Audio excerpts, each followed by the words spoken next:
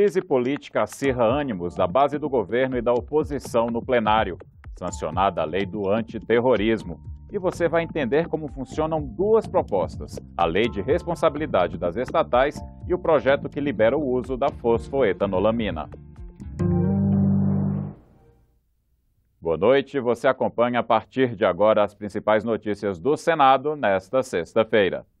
A lei antiterrorismo já está em vigor. Ela foi sancionada com 8 vetos pela presidente da República.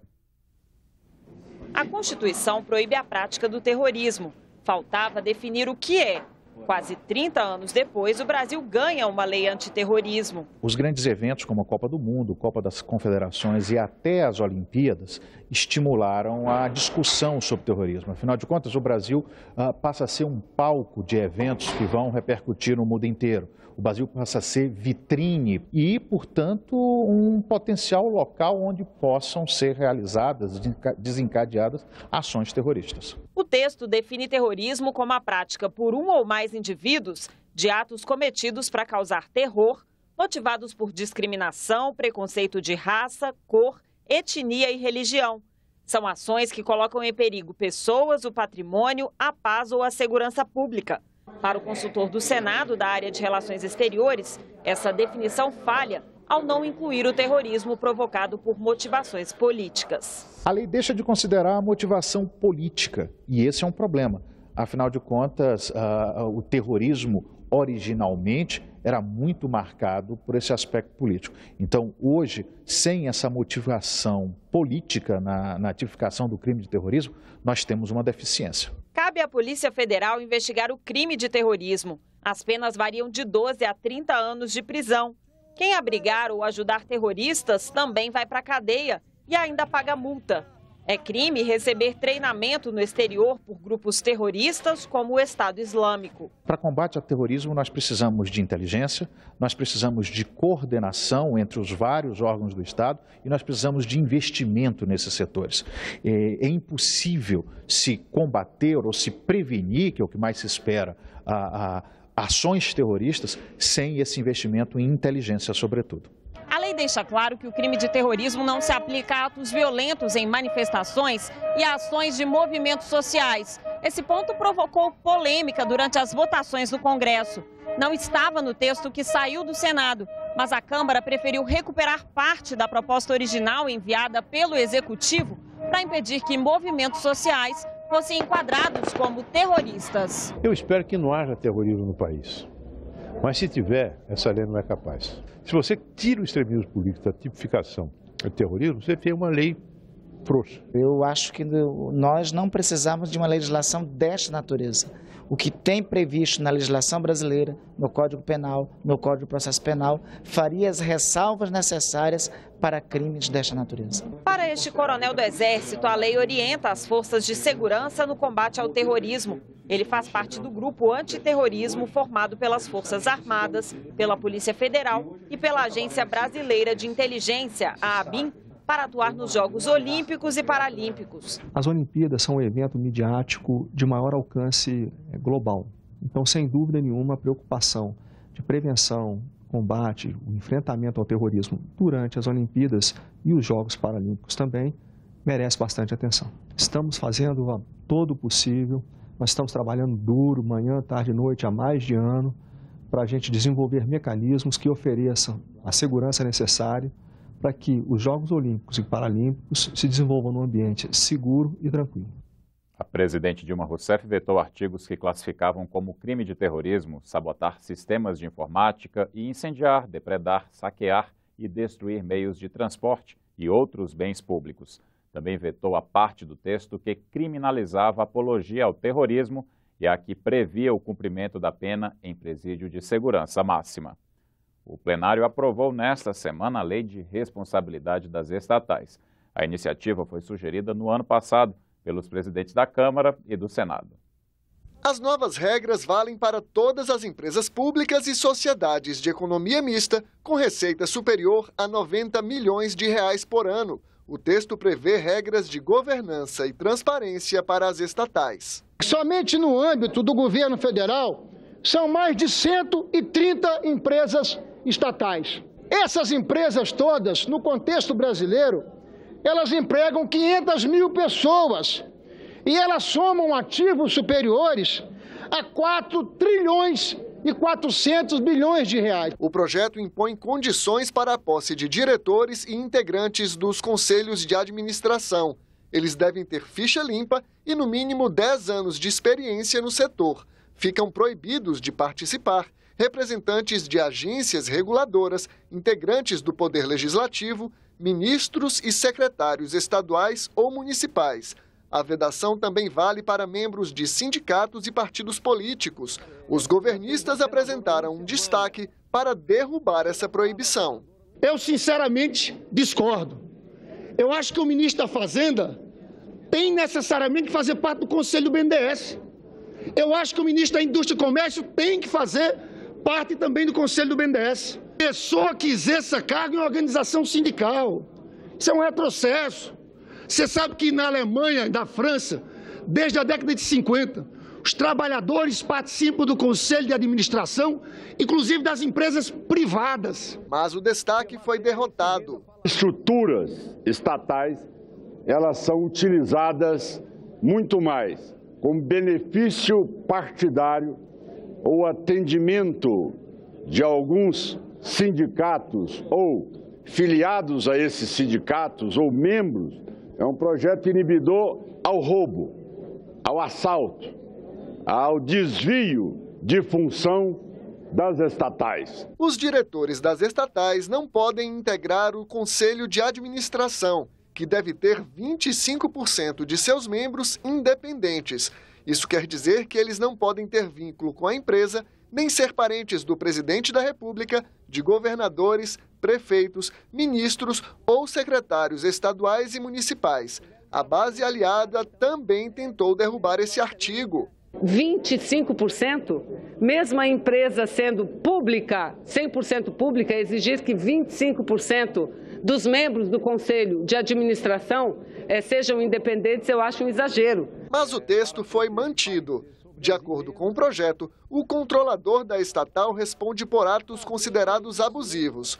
A proposta original do senador Tasso Gereissati previa ainda que todas as estatais deveriam se tornar sociedades anônimas, mas o relator retirou esse artigo do projeto. Viam numa transformação de empresas como a Caixa, como o BNDES e SA, um eventual episódio de privatização, o que não é absolutamente o nosso desejo, nem o nosso objetivo. Nós chegamos à solução que, embora as empresas não sejam obrigadas a se tornar SA, elas serão obrigadas a obedecer nas suas demonstrações, na sua transparência, à legislação de SA. O projeto também prevê regras de transparência.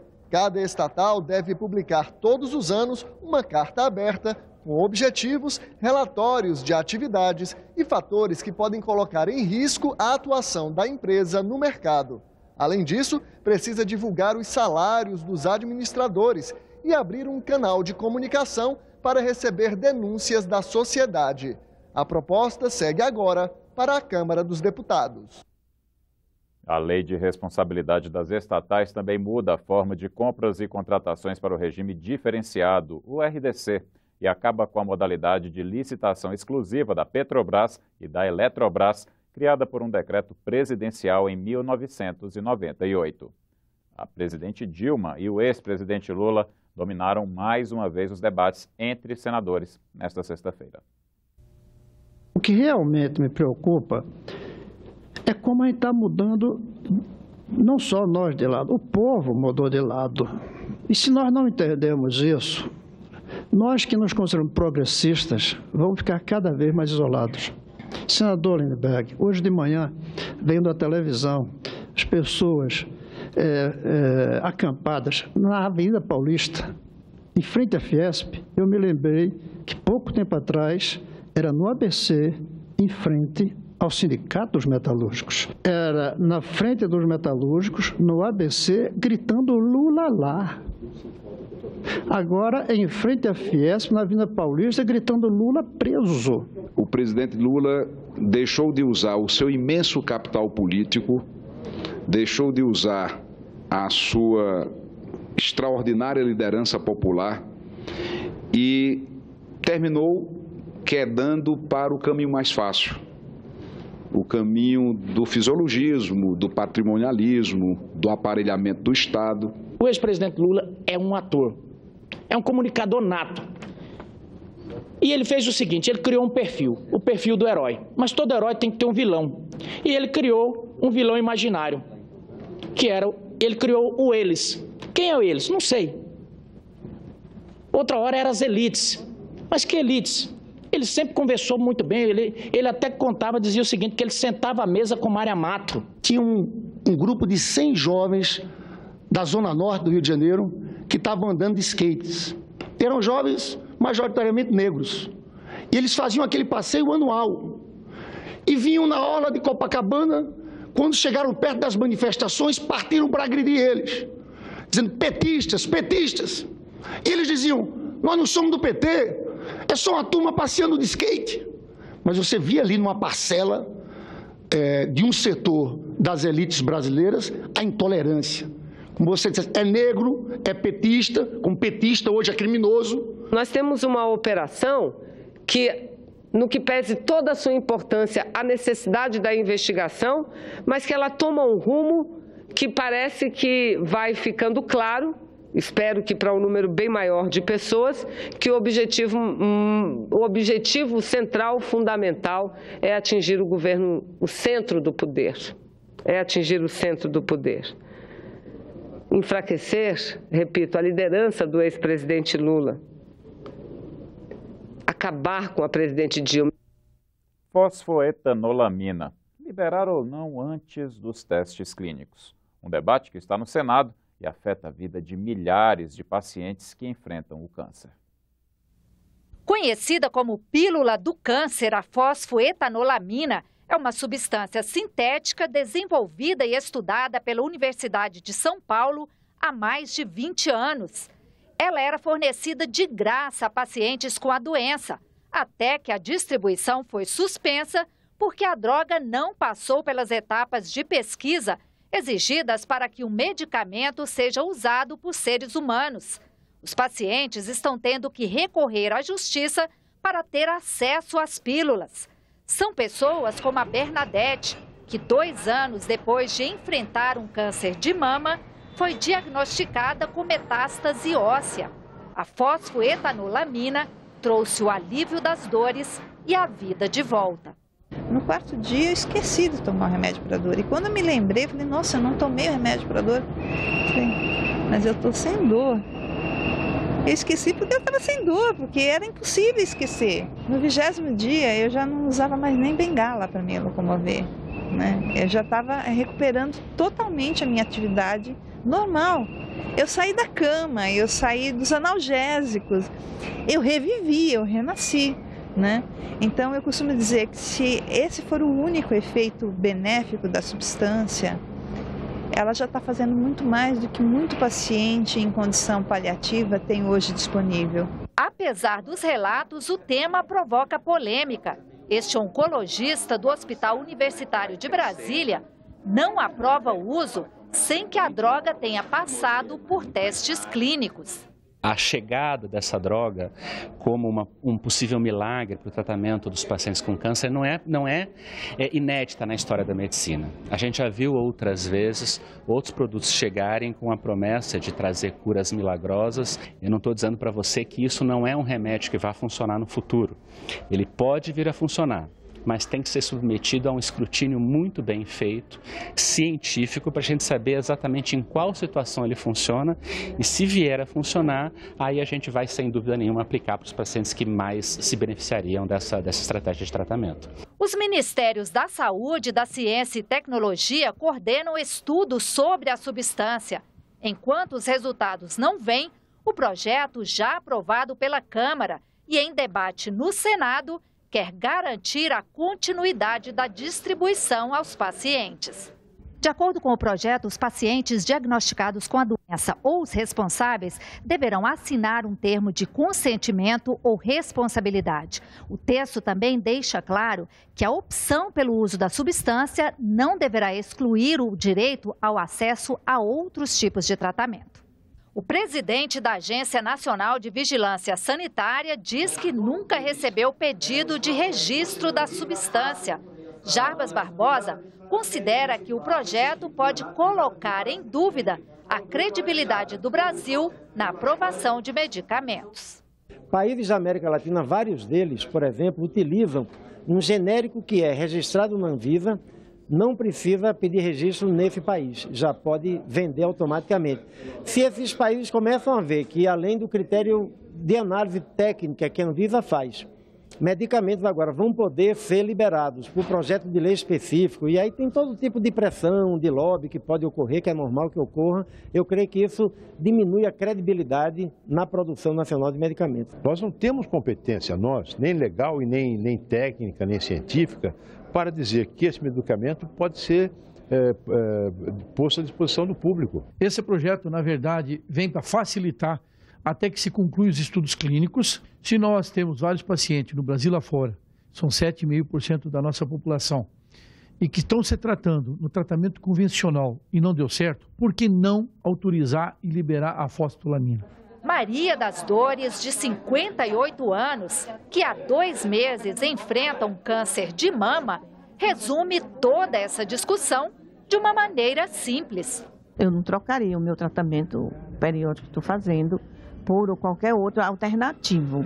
Mas eu acho que cada pessoa tem sua opinião e cada caso é um caso, porque nessa doença nossa não existe nenhum igual. E eu acho que as pesquisas têm que avançar, porque se curou alguém é porque ele é bom, né?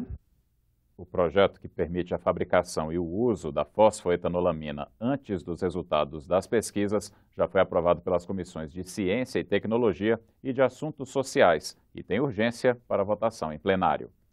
Neste sábado, o prédio do Congresso Nacional vai ter as luzes apagadas durante 1 hora. É um ato simbólico que convida pessoas e organizações a se preocuparem com a questão ambiental.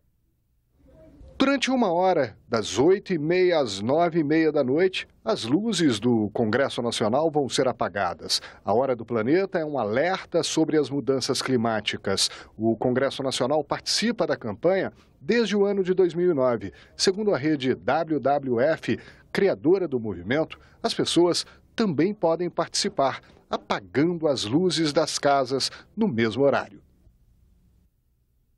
E uma última informação, o avião em que o senador Ciro Nogueira, do Piauí, viajava nesta sexta-feira, teve que fazer um pouso forçado na cidade de Oeiras, no interior do estado. A assessoria do parlamentar confirmou que todos os passageiros passam bem. Você terá outras notícias a qualquer momento na nossa programação e também na página da TV Senado na internet. Encerramos esta edição com as imagens que marcaram a semana no Senado. Obrigado pela companhia, boa noite e um ótimo fim de semana.